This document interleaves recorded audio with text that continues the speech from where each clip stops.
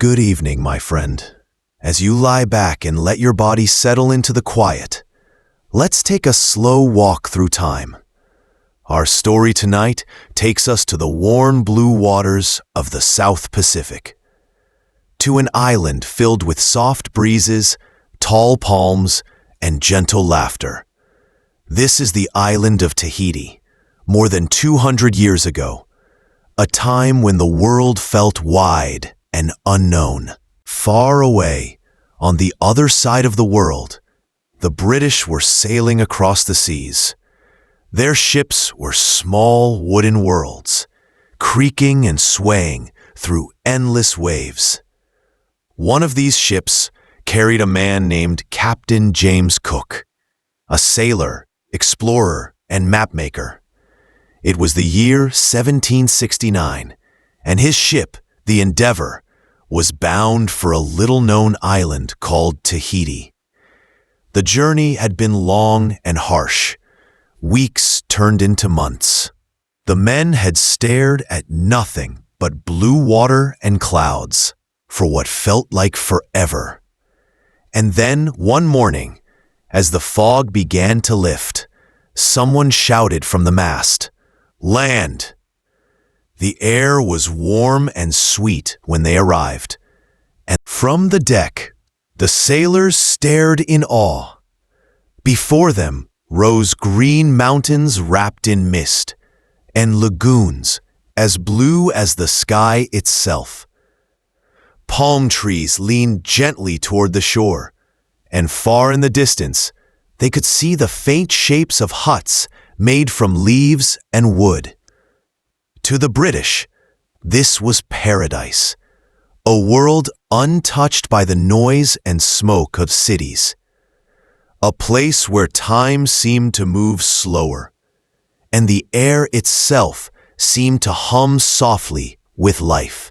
They had left behind the gray streets of London, the smell of coal, the endless rules and schedules. Now, all around them, the ocean sparkled like scattered jewels, and laughter drifted faintly across the water. Small canoes appeared, sleek, graceful, carved from single logs, their paddles glinting as they cut through the waves. Voices called out in a language the sailors had never heard before, but the tone was light, curious, friendly. The British sailors waved, and as the ship anchored close to shore, the Tahitian people gathered along the beach. Men, women, and children, their skin glowing in the sun, their hair shining black like polished wood. They laughed easily, waving palm leaves, calling out greetings. Captain Cook watched from the deck, careful but fascinated. His journals would later describe them as a people of great beauty and kindness. When the sailors rowed to shore, the air was filled with the scent of flowers and fruit. The Tahitians offered coconuts, bananas, and garlands of blossoms. In return, the British offered small things, buttons, bits of metal, trinkets, and famously, nails. To the sailors, nails were nothing special, small, ordinary pieces of iron. But to the Tahitians, they were treasures. They had never seen metal shaped like that before, strong and smooth, perfect for tools or ornaments. And so, in one of history's strangest exchanges, nails became gifts of great value, sometimes even traded for laughter, for the touch of a hand. It was a moment that said more about curiosity and human connection than about wealth or power. The sailors were enchanted. They had read stories of faraway lands, but nothing prepared them for this, for the warmth of the people, the way they moved with ease, the way laughter seemed to live in the air itself. One sailor wrote in his journal that it felt as if the island had no sharp edges, that everything here was soft, the land, the light, even the way people spoke. The Tahitian women wore bright pareos, cloths of vivid color wrapped gracefully around their bodies. They adorned themselves with flowers, in their hair, around their necks, across their arms. Their smiles were calm, their voices musical. To the tired men of the Endeavor, who had seen only ocean and hardship for months, it was like stepping into a dream. Captain Cook, ever the scientist, took notes about the island's geography, its plants, its people, its customs. But even he could not help but feel something else, a kind of peace that went beyond words. As night fell, fires flickered along the beach. The British and the Tahitians sat together, sharing fruit, laughter, and curiosity. No one spoke the same language, but somehow they understood enough. The crackle of the fire, the rhythm of the drums, the ocean whispering softly behind them, it all felt timeless. One sailor would later write that it was the first time he had ever felt truly at peace. They sang songs for each other, clapping in rhythm, passing coconuts and roasted fish between them. The islanders danced, movements graceful and strong, bodies glinting in firelight. It wasn't a performance. It was joy made visible. And for the men of the ship, it was unforgettable. When they returned to their tents that night, the air still carried the scent of flowers, and the sound of drums lingered like a heartbeat in the dark. In the days that followed, the sailors began to understand more. Tahiti was not just beautiful, it was sacred. The people spoke of something called mana, a kind of life force that lived in everything, in the wind, in the sea, in the mountains and trees, even in people. It was not a religion in the way the British understood it, but a deep sense that everything was connected. To live well meant to live in harmony with this energy. The sailors didn't fully understand, but they felt it, that calm balance in the air, the way the island seemed to breathe slowly, never rushing, never harsh. They wrote that even the ocean seemed kinder here, its waves gentler, its sound more like music than motion. For the Tahitians, life was not a struggle. It was a flow, a rhythm that moved from morning to night, from one breath to the next. One day, Captain Cook was invited to visit a marae, a sacred stone temple open to the sky. It stood near the forest, surrounded by tall palms. The air there felt still, as if the world was holding its breath. Wooden totems, carved with faces, stood guard around the site. Offerings of flowers, fruit, and shells lay at their feet. The Tahitian priests moved slowly, their voices low and steady, like the tide. They chanted in rhythms that echoed through the trees. The sailors stood quietly, their usual chatter fading into silence. Even those who did not believe in gods felt something there, something ancient, powerful, and gentle at the same time. Later, Cook wrote in his journal that he had seen many temples in his life, but none that felt so open, so much a part of the land itself. As the sun set behind the mountains, the island came alive again with music and movement. Men and women danced on the sand, their shadows long and golden in the fading light. The drums spoke first, deep and slow. Then the singing began, rising like the tide. The rhythm pulled everyone together, British and Tahitian alike. For a moment, the world had no edges, no borders, no difference between visitor and native. Just rhythm, laughter, and the slow turning of the day into night. Somewhere behind them, the ship rocked gently in the water, its sails glowing faintly in the last light of day. In the days that followed, Captain Cook met the island's chief, a tall, dignified man whose presence commanded quiet. They greeted one another with calm respect. Cook offered gifts, metal tools, beads, and cloth. The chief offered food, garlands, and his friendship. Though they came from worlds apart, for a brief time they stood together as equals, curious, cautious, but open. And in that moment of stillness between them, something gentle passed. Not power, not conquest, but insight, but understanding. A small beginning in a vast ocean of difference. And as the sun set once more over the calm blue water, both men looked to the horizon, each wondering what the future might bring. Morning came softly to Tahiti. The first light of dawn spilled across the mountains, turning the forests gold and green. Mist floated like thin silk above the treetops. Birds began their slow chorus, their songs rising and falling with the hum of the ocean.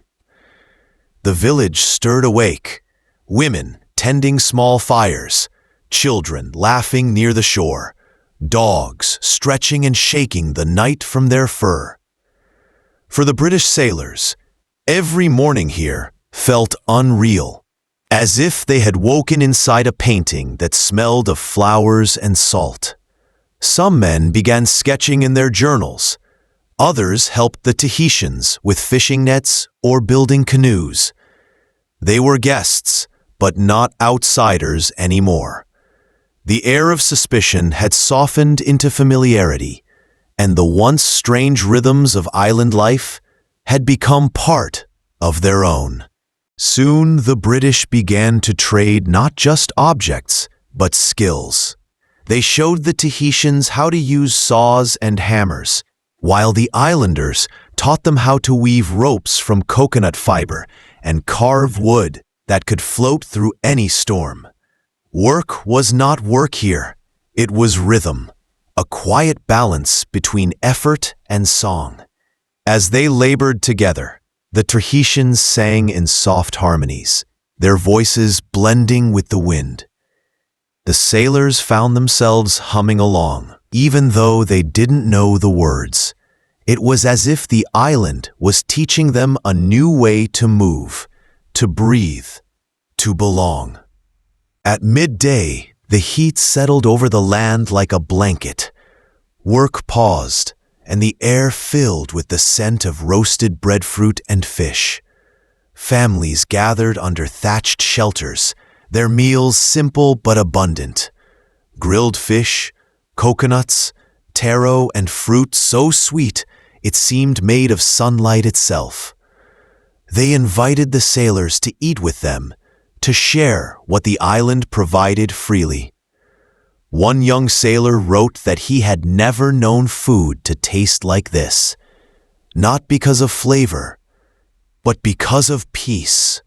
There was no rush, no shouting, no command. Just people sitting together, passing food with smiles, speaking with hands when words failed. He said that for the first time in his life, he understood what it meant to eat without fear of hunger. As the days passed, the small exchanges of trade became exchanges of affection. The British sailors offered nails and trinkets. The Tahitians offered garlands, songs, and companionship. It was not always innocent, nor entirely pure. Curiosity turned into fascination, and fascination sometimes became desire. The island, with its warmth and openness, seemed to blur the strict lines of British discipline. Men who had once marched in perfect order now danced barefoot on the sand. They forgot, for a little while, the world of ranks, rules, and uniforms. Here, laughter was the only command.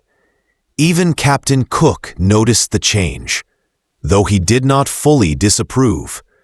He wrote that his men had become too familiar with the natives, but there was something in his tone, not anger, but understanding, perhaps even envy.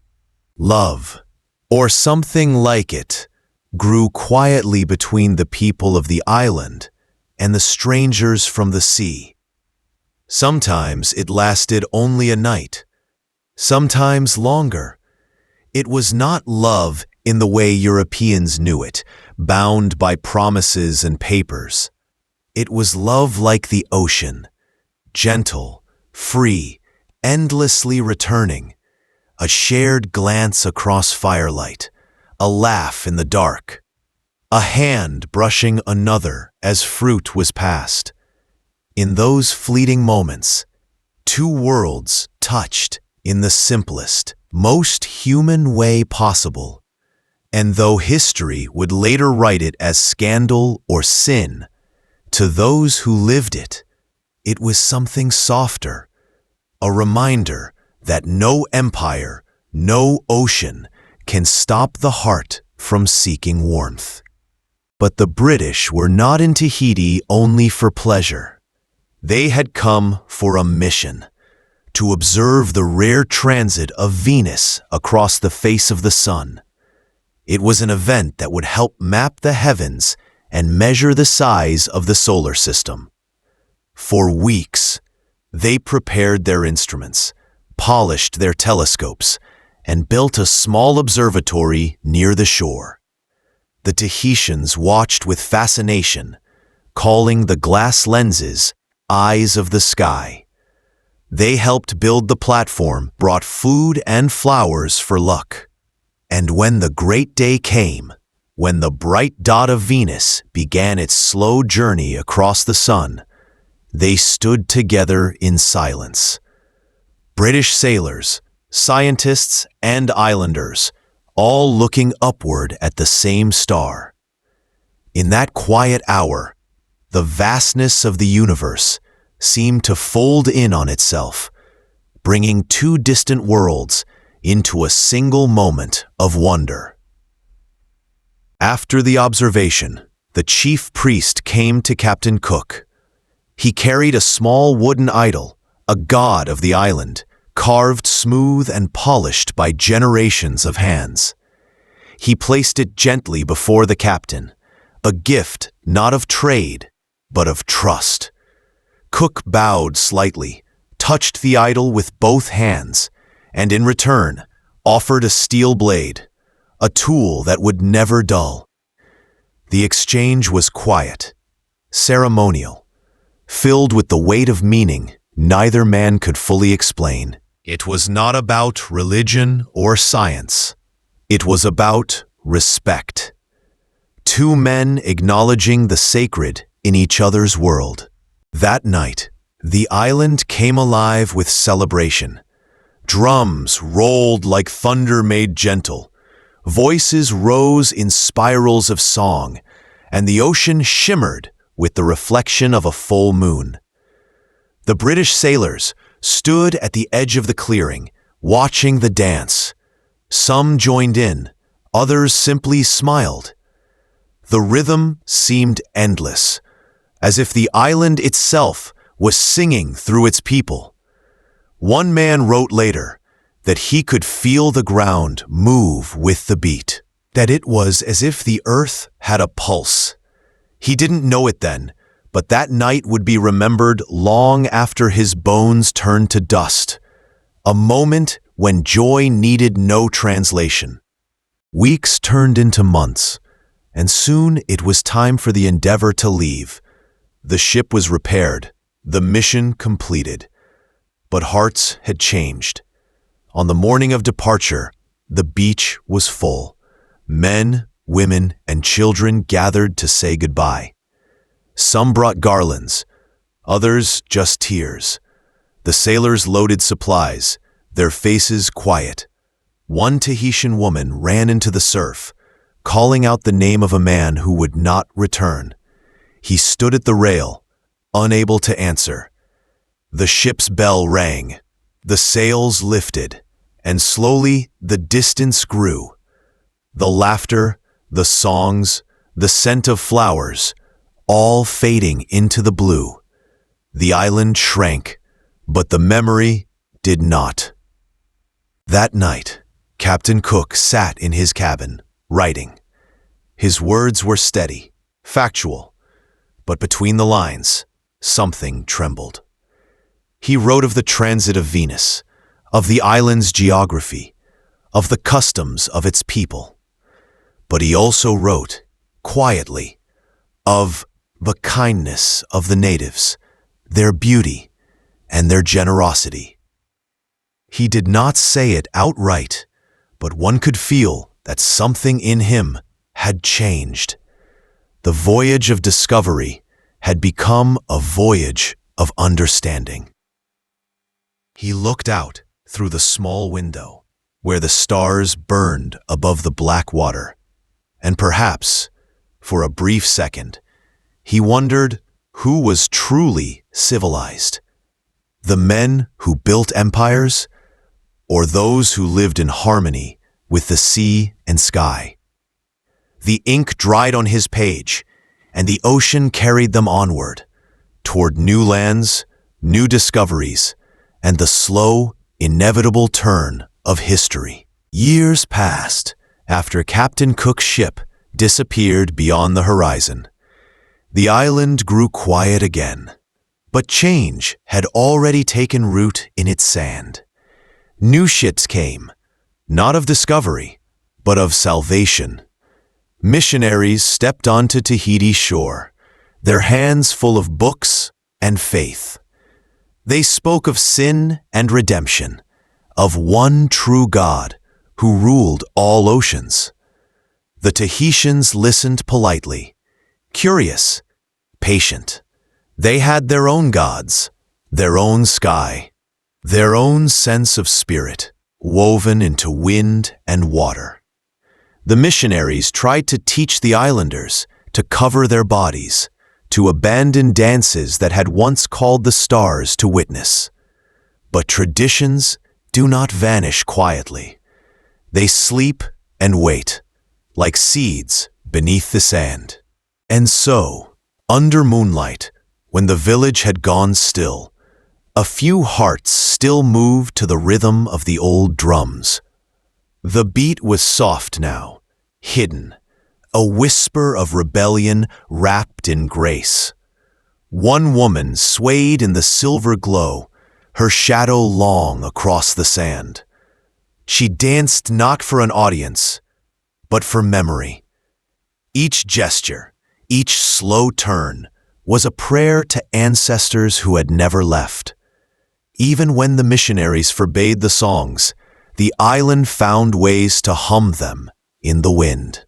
Faith may come from books, but spirit lives in breath, in heartbeat, in the way waves never stop returning to shore. In the early 1800s, more visitors arrived. Painters, poets, and travelers chasing the promise of paradise. They had read of Cook's journals, of this island of beauty and generosity. They came with sketchbooks and dreams, hoping to capture the magic of Tahiti's light. They sat beneath palms, mixing colors that could never quite match the sky. The Tahitians watched them, amused, these men who tried to trap the wind on paper. Still, there was kindness between them. For a moment, art became a bridge between memory and wonder, between what was lost and what could still be remembered. One of those dreamers was Paul Gauguin. He came centuries after Cook, but his heart sought the same escape, a place where the noise of Europe could fade and the soul could breathe again. He painted Tahiti in colors that seemed to glow from within, deep ochre, soft gold, endless blue. He saw not just landscapes, but spirit, The quiet dignity of faces, the curve of light on water, the peace between silence and song. The locals did not always understand his art, but they understood his need to find calm. He was another traveler, another dreamer, carried by the same wind that once filled Cook's sails. Far away in Europe, people gathered in candlelit rooms, listening to travelers speak of the island. They imagined Tahiti as paradise, a place untouched by sorrow, where time moved like the tide, slow and forgiving. They sipped wine and sighed, longing for something they could never truly understand. For them, Tahiti became a dream, a mirror for their own longing, a story told in soft voices before sleep. But for the Tahitians, it was not a dream. It was home. It was real, alive with laughter, storms, and songs. And though the world painted them in myth, they kept living their truth quietly by the sea. The centuries turned, and the world changed again. Colonial walls rose where palm trees once stood. Church bells replaced the sound of drums. New words entered the language, words like governor, empire, and tax. Still, the island endured. Even as French flags fluttered over harbors, the old stories whispered beneath the surface. Elders told children of the days when gods walked in the waves, when the stars themselves guided canoes. The children listened, wide-eyed, their hearts quietly carrying both worlds, the one they lived in and the one they dreamed of. Every night, near the edge of the forest, an elder sat by the fire with children around him. The flames flickered gently, painting gold onto their faces. He spoke of Cook's ship, of the first gifts exchanged, of laughter shared between strangers. He told them that history is not made of battles, but of moments when people meet with open hearts.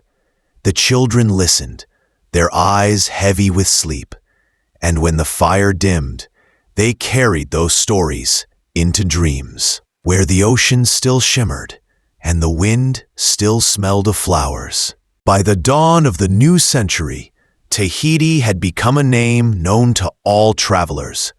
Steamships replaced the old wooden vessels, and the world felt smaller now. Tourists arrived, curious and wide-eyed, searching for the same paradise Cook had once found. Some were disappointed to find telegraph poles and uniforms, but others, those who listened, still heard the heartbeat beneath the noise. They found it in the rhythm of waves, in the smell of wet sand after rain, in the smile of a child selling flowers by the dock. Paradise, they realized, was never lost. It had simply grown quieter.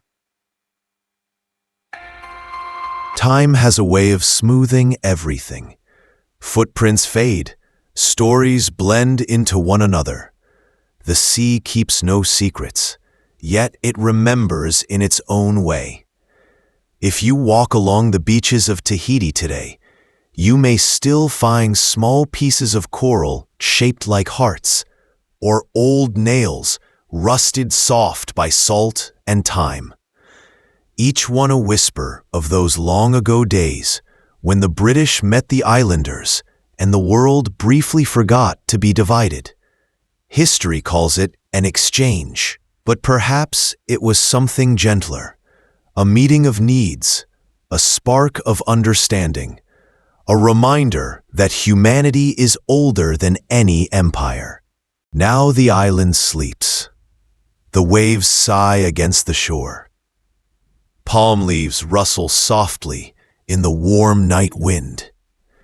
Somewhere, a distant drum still beats, slow, steady, like the rhythm of a heart remembering. The stars hang bright above, the same stars that once guided Cook's ship, the same light that touched lovers on the beach, the same eternal sky. Tahiti rests, not conquered, not forgotten, but timeless. And as you drift toward your own dreams tonight, let that calm follow you. The gentle sea, the songs of the island, the peace that needs no words. Good night, traveler. May your dreams be soft as the island wind, and your heart as still as the ocean at dawn.